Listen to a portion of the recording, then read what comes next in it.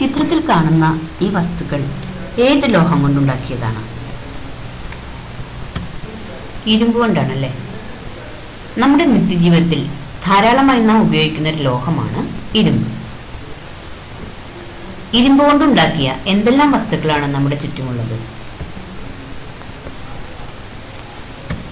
പലതരം കൃഷി ആയുധങ്ങൾ, പാത്രങ്ങൾ തുടങ്ങി ധാരാളം വസ്തുക്കൾ നിങ്ങൾ കണ്ടിട്ടുണ്ട്. ഈ ഇരുമ്പ് എങ്ങനെയാണ് ഉണ്ടാക്കുന്നത്? ഇരുമ്പ് നിർമ്മിക്കാൻ അതിലെ ധാതുക്കളിൽ നിന്നും അയണിനെ കണ്ടെത്തണം. അയണിന് ധാതുക്കൾ ഏതെല്ലാമാണ്? ഹേമറ്റൈറ്റ്, മാഗ്നറ്റൈറ്റ്, അയൺ പൈറൈറ്റിസ് ഇവയാണെന്ന് നിങ്ങൾക്കറിയാം.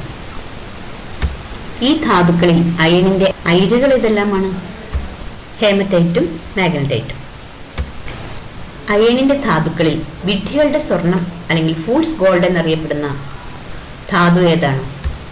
അയൺ പൈറൈറ്റ്സ് ആണ് വിഡ്ഢികളുടെ സ്വർണം അല്ലെങ്കിൽ ഫൂൾസ് ഗോൾഡ് എന്നുള്ള പേരിൽ അറിയപ്പെടുന്നത്. അതിന്റെ കാരണം ഇതിന്റെ മങ്ങിയ മഞ്ഞ കലർന്ന നിറം സ്വർണത്തോട് സാദൃശ്യം കാണിക്കുന്നതുകൊണ്ടാണ് ആ പേര് വിളിക്കുന്നത്.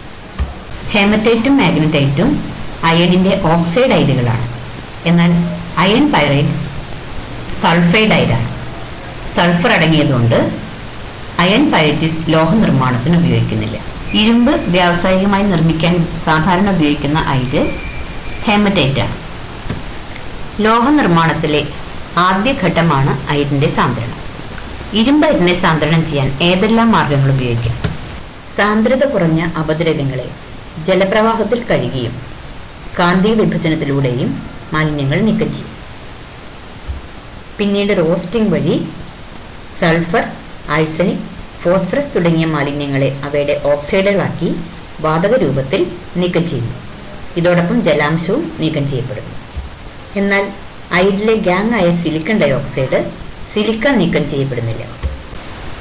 ഹേമറ്റൈറ്റിനെ അയണാക്കി മാറ്റുന്നത് ബ്ലാസ്റ്റ് ഫർണസ് എന്ന സംവിധാനം ഉപയോഗിച്ചാണ്. ഫർണസിന്റെ അടിവശത്തുകൂടി ഉയർന്ന താപനിലയിലുള്ള ശക്തമായ വായുപ്രവാഹം കടത്തിവിടുന്നതുകൊണ്ടാണ് ഈ ഫർണസിനെ ബ്ലാസ്റ്റ് ഫർണസ് എന്ന് വിളിക്കുന്നത്. കോക്ക്, ഹേമറ്റൈറ്റ്, ചുണ്ണാമ്പുകല്ല് ഇവയുടെ മിശ്രിതം ബ്ലാസ്റ്റ് ഫർണസിന്റെ മുകളിലൂടെ താഴേക്കിടുന്നു.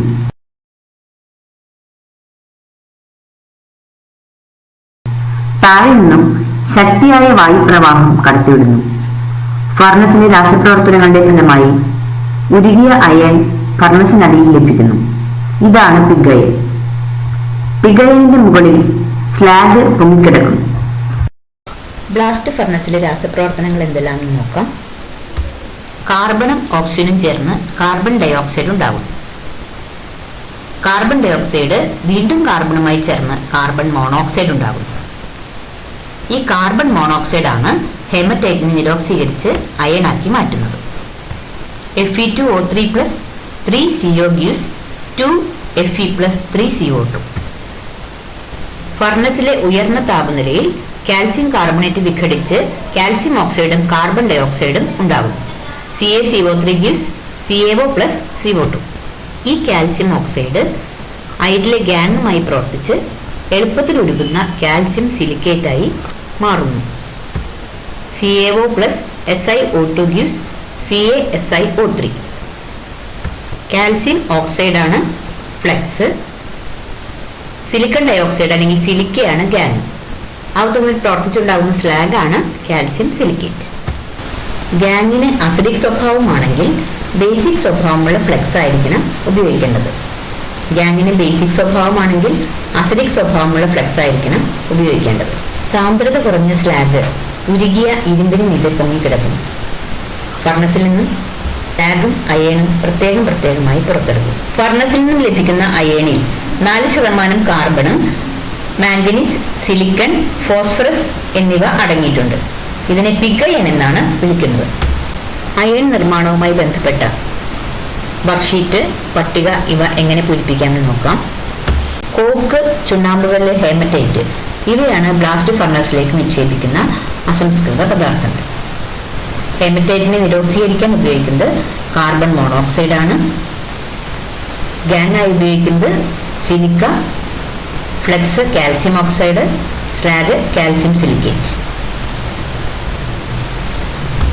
നാം ഇന്ന് പഠിച്ചവയുടെ ക്രോഡീകരണം നോക്കുക. ഇരുമ്പിന്റെ ധാതുക്കളാണ് ഹെമറ്റൈറ്റ്, മാഗ്നറ്റൈറ്റ്, അയൺ പൈറൈറ്റിസ് എന്നിവ. അയൺ പൈറൈറ്റിസിനെ വിഡ്ഢികളുടെ സ്വർണം എന്ന് വിളിക്കുന്നു. ഇരുമ്പിന്റെ പ്രധാന അയിലാണ് ഹെമറ്റൈറ്റ്. ഇതിന്റെ സാന്ദ്രണത്തിന് ജലപ്രവാഹത്തിൽ കഴുകിയെടുക്കൽ, കാന്തിക വിഭജനം എന്നീ മാർഗങ്ങൾ സ്വീകരിക്കുന്നു. സാന്ദ്രണത്തിന് ശേഷവും അവശേഷിക്കുന്ന മാലിന്യങ്ങളായ സൾഫർ, ആഴ്സനിക്, ഫോസ്ഫറസ് എന്നിവയെ വാതക രൂപത്തിൽ നീക്കം ചെയ്യാൻ റോസ്റ്റിംഗ് ഉപയോഗിക്കുന്നു. അവശേഷിക്കുന്ന ഗ്യാങ്ങാണ് സിലിക്ക. ഈ വർക്ക്ഷീറ്റ് പൂരിപ്പിച്ച് നോട്ട്ബുക്കിൽ എഴുതണം.